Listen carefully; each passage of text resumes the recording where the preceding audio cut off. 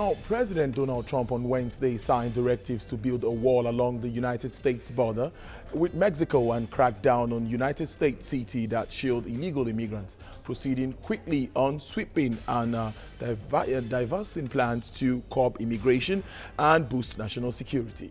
Welcome to Business Nigeria. I am Tolulokwe Ogunjobi.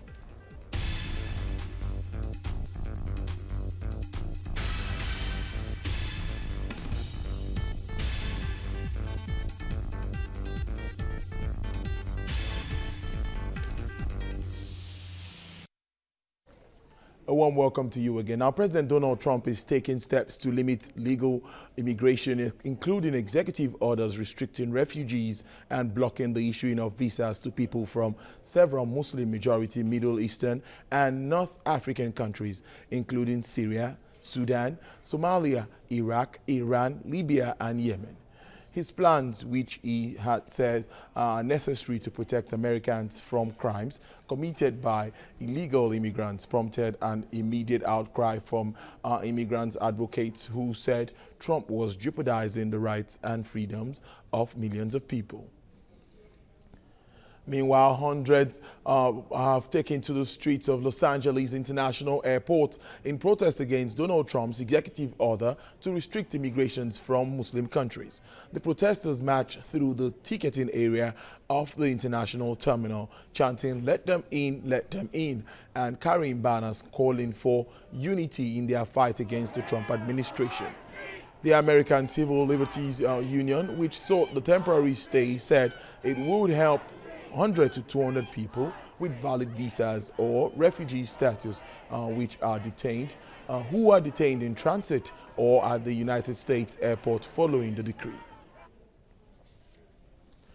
Well, let's now turn to our attention to how this affects Nigerians in putting it into perspective. And to talk on this, I have with me via Skype an economist from the United States of America, Okechukwu Anyamale. I'm also being joined here by financial analyst here in Nigeria, Nemeka Obiareri. Thank you for your time, gentlemen. For having me. Yes. Now let me start with from the United States now, that's Okechukwu Anyamale. Now, what's the necessity of this immigration policy at this time, if you would assess it? Well, the main purpose for the executive orders was outlined is to help protect Americans. That is the main objective. But our orders have weighed in that rather than protect Americans, this might actually go against the fight against terrorism, in the sense that the cooperation that America receives from most of these countries will no longer be there. And terrorism is not an individual, it's not an isolated fight. You need cooperation from all governments, all countries, in order to fight terrorism. We know it crosses borders, and it's not something that one nation can actually fight alone. And there might be other implications also that will result from this. We're yet to fully assess this executive order. And the executive order itself is so vague that those who are supposed to enforce the orders are confused. And I believe that is one of the reasons why, thanks to the civil liberty groups as well as some cities who have actually asked for restraining order from the courts in order to enforce, to make sure that the rights of citizens from various parts of the world are protected. Indeed. Now let me come to Nemeka Obiareri now. Nemeka, if you can hear me clearly, looking at trade ties now, Nigeria and America, they've been foremost partners. That's if you're looking at from this part of the world, that's doing business when it comes to business relations. Now, how do you think this immigration law or other policies by this new administration will affect these trade relations? Okay. I think if you look at the relationship between Nigeria and the U.S., is the one that has been so beneficial to us. If you look at the trade history, especially trade history between Nigeria over the last and the US over the last 4 years, for example, if you look at 2012, we had a trade surplus over the US. That was at a time when they were still buying our crude oil. In that particular year, 2012, we had over $13 billion trade surplus because they imported most of our our crude oil. In 2013, it came down a little bit. We are still having a surplus of $5 billion. But from 2012, it thinned out when they started looking elsewhere to buy petroleum products. In that particular year, we suffered a trade deficit of about $2.1 billion. In 2015, it was still a deficit of $1.5 billion. And you recall again that in 2014, we had foreign direct investment from the U.S. of about $5 billion. In 2015, it was $5.2 billion. For 2015, it thinned out because most of the investors from the U.S., because of the absence of clear-cut policy direction on the part of the economic management team, they've zeroed in and they've not been coming the way they used to come. And if you look at it again, we have to be proactive. We have to rejig the ways of doing things. You look at one of the impact of the executive action signed by Donald Trump, you will discover that U.S. used to give Nigerians allow us to do what we call drop box. For somebody that have gone to the U.S. before, has gotten visa before, for the second time, they will allow you to do drop box and they can give you 2 years visa. Now, look at it. From the point of view, the average American, we have partners from the U.S. who comes to Nigeria. To get Nigerian visa from the U.S. or from any of our embassies outside is very, very difficult. Do you know that it costs almost 3 times what it costs an average Nigerian to get the U.S. visa? Is almost 3 times. What it costs an average American to get Nigerian visa is 3 times what it costs the average Nigerian to get the U.S. visa. So this executive action by Donald Trump calls for us here in Nigeria, especially those at our embassies and foreign offices, to do a rejig. We should try and see, one of the problems we have in Nigeria is that Nigeria falls at the lower rung of countries that have ease of doing business. It's always difficult to do business in Nigeria. Accessing our embassies, even Nigerians in diaspora, to get Nigerian passport, it's so difficult. They make it so cumbersome. Some of the countries that have attracted most of the FDIs, the world is a global village. The resources are very, very scarce, but the needs of finances are so limitless. So capital migrate to those areas that have ease of doing business. So it calls for us to look inward, to see what can we do to make it easy for people, especially those that have business in Nigeria, those that want to bring investment, to be able to come into Nigeria. I find it difficult understanding why a country that mounts, the desire to attract investment into this economy, why it is difficult for our embassies, for our foreign missions to give access, make it easy for foreigners who are willing to come here and invest to get the visa. I don't know why the cost of getting Nigerian visa should be more expensive than the cost of getting American visa. And we look at it. Indeed, Emeka, I'm going to come back to you now. I have to talk to Okechukwu Anyamele.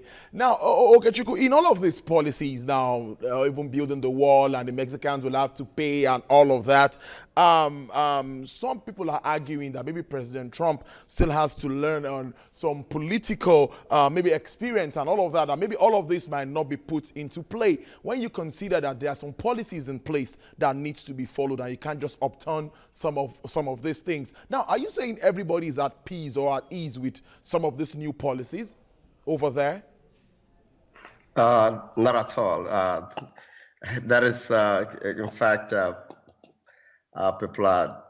majority of the people are not happy with the policies, but you also have to understand that when people campaign for offices, they make promises or they espouse policies that they will pursue. And once they win election, they go on and pursue those policies. Now, some of these policies, even if they are not going to work, or they know that it's not going to work, that they will be challenged in court, have to be carried out by the candidate, now president, because those are policies that they made, that he made when he was running for office. So he has to redeem those promises. That is part of what is going on. But I'm quite sure that at some point, uh, both the legislative and the Congress will weigh in on some of these policies. Mexico has already said they're not going to pay for it. Of course, Mexico won't pay for it.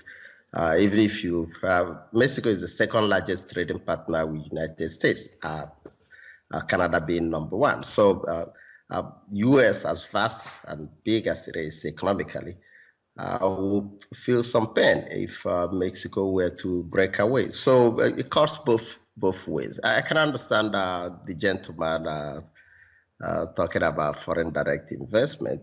Yeah, we need to look inwards. What he said to a larger extent is true. Our own policies do not encourage businesses to come into Nigeria or people to invest in Nigeria.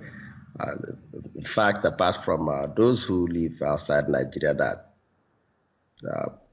that send remittances to Nigeria, the foreign direct investment to Nigeria it was very good for the last 4 or 5 years, but for the last 2 or 3 years, it has gone down drastically. So we need to perhaps rethink our policies in Nigeria.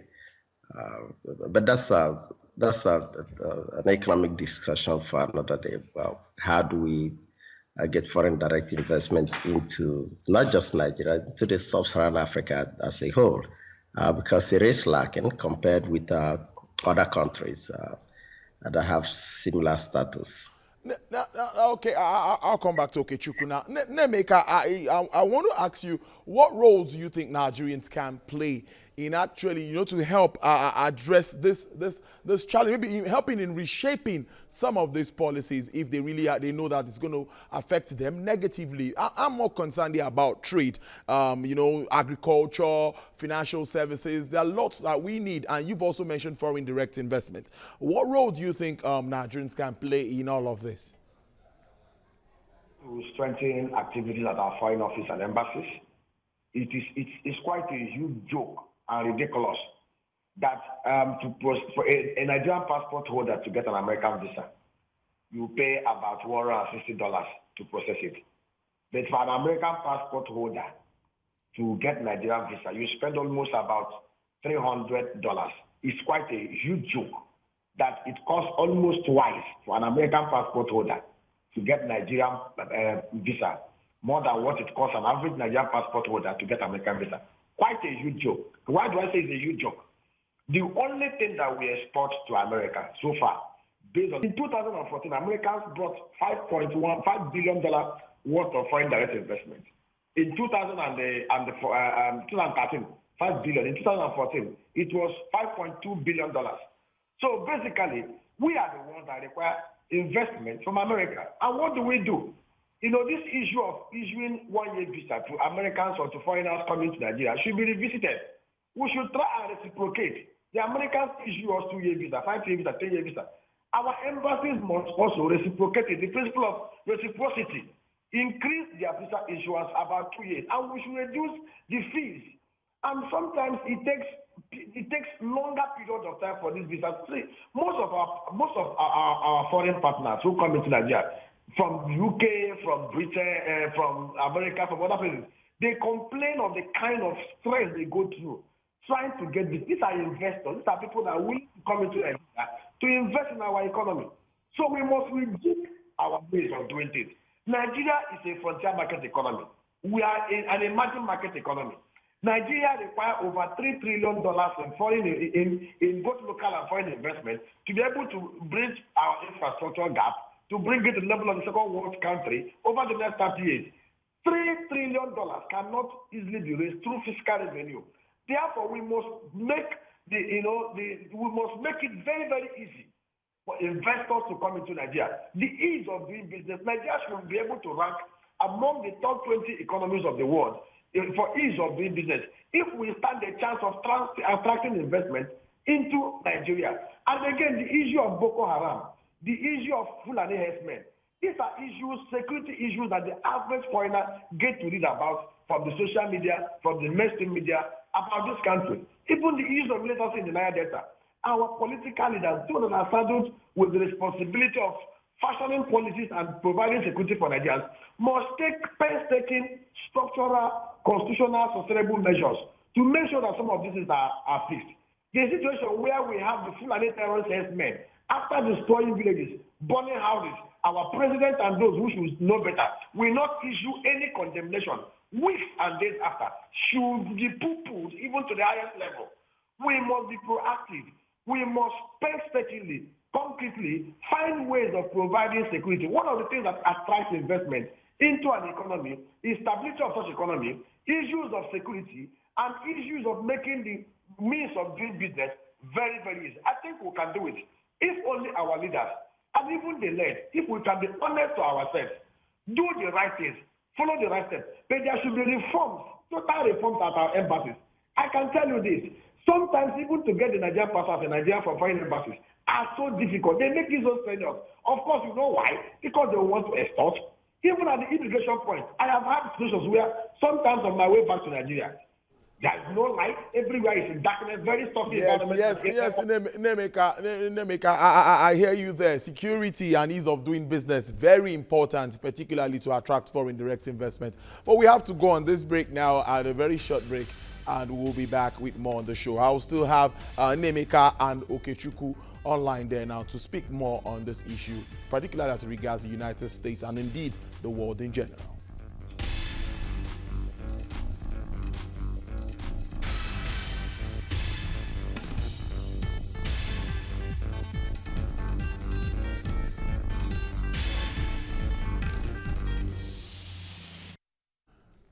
Thank you for staying tuned. You're watching Business Nigeria, and we are looking at President Trump's executive orders and some bills he signed, particularly with regards to immigration and also to boost national security. Very important things, but a lot of reactions has been coming out, generated from from his decision. And I've had via Skype, I've had Okechukwu Anyamele, and also by via phone Nemeka Obariri, giving insight into this. Okechukwu is in the United States of America, is an economist. Now, I'm coming to you now, Okechukwu. Now, I'm back to business relations again, which is the thrust of this discussion. Now, the advent of shale oil affected business deals between even Nigeria and the United States, because that actually dropped the purchase of crude oil from the country. Now, after that time, because that's almost the major thing which we do with each other, how has it been? How did Nigerians react to this? And what do we expect? How the reserves of the shale oil, do we have enough? Are we not going to go out to still get crude oil from other countries like Nigeria, from the United States, I mean? Well, United States will continue to import oil from all parts of the world. This is a purely both business and political decision. You have some people who believe that a lot of jobs will be created by going through the shale oil, which of course is good for the American economy, get more people employed. That is basically the main argument. And of course, you have the oil companies, the lobbyists, who actually are pushing these policies. So I don't think that would be a major problem for the United States buying oil from other countries. Canada, which is very close, has been doing that. So it hasn't actually stopped a lot of things. There are issues of environmental questions. EPA has to weigh in. But now that President Trump has given his blessing to that, that will continue. But that will not stop U.S. from importing oil from Nigeria. The longer impact, in fact, which is where most people should be concerned, is that what transpired during Obama's administration. U.S. oil importation reduced by a larger amount because of the generation of energy through other means. That is what will actually impact on trade in oil between Nigeria and United States. That's where we should be looking at critically. Because there are new technologies coming into play in terms of other source of energy production. That is where we should be worried, not what happens with the sand oil, the shale oil. That would not be a bigger problem or a threat to the Nigerian economy through oil exports. What would be a major threat to us is the new technologies. That's where we should be concerned. Now, let me go back a little bit to the concerns that Nemeka raised. Some of them are very valid, but we have a government. It is the job of the government to come up with policies to address those issues. Doing business in Nigeria is very difficult, very tough. That reduces the amount of foreign direct investment that we're getting. But also, we need to understand that we have both fiscal and monetary policy to deal with those things. Our monetary policy is nowhere. Fiscal policy is nowhere. So we need to assess our policies in Nigeria. What type of policies are we pursuing? Today we go into one direction, the next day we move to another direction. There's a lot of uncertainty, and the business does not thrive under uncertainty. We need to know that. Even Nigerians who want to invest in Nigeria are holding back until they know clearly what the direction or what the policies are before they start investing even in their own countries. Interesting knowing there. I must thank you for your time. Economists from the United States of America, Okechukwu Anyamele, for your time on Business Nigeria. I must also thank economist and financial analyst Nemeka Obiareri. And before I let you go, Obiareri, I'd like you to drop a word on the issue of ease of doing business, which you've harped on. They've talked about the monetary and fiscal policies again now, even from the United States. And economists is giving us that analysis. What do you think really needs to be done in one line as we round up? Said we must drastically improve security. Remember, one of the reasons that Donald Trump gave for the ban is because of the influx of terrorists mingling with genuine refugees into the United States. He wants to first of all protect his country. So we must take the issue of security as utmost priority in Nigeria. And then again, we must ensure that most of the laws and regulations and policies that we have in Nigeria, which have gone a long way in discouraging investment in some of our critical infrastructure and the sectors, must have to be eased. I've given instances. The gas policies of Nigeria need to be highly amended. Our gas policy does not give room for competitive pricing, and therefore have restricted people from coming into that sector, which is a cash cow. Our other policies, especially also in the power area, the MITRE policies, we need to review it. We also have to review some of the policies that will require people that generate over 5 megawatts of power under an embedded power project to put the assets into national grid. Such policies are outdated, obsolete, and should be done away with. There are other policies that we need to, especially if you look at the railway structure that we have, the railway system. We are still operating with a law that was in 1955 that gave us the Nigerian Railway Corporation. All right, then, Nemeka Obiareri, I must thank you too for your views on the show for today. Thank you very much. You're welcome, my brother. Thank you. Well, it's been a while. Finally on the show, is crude oil prices are now down with the global market as OPEC tries to convince investors that its output cuts are real. At the London market, the Brent crude trades downwards at $55 a barrel, losing value by about 50%. For the OPEC basket, price steadies at $52 per barrel. Well, that's our package for you today on Business Nigeria. Join us again another time for a fresh edition. On behalf of the entire production crew, thank you for watching. My name is Tolulokpe Ogunjobi. I'll leave you with the figures of the exchange rate as it stands today.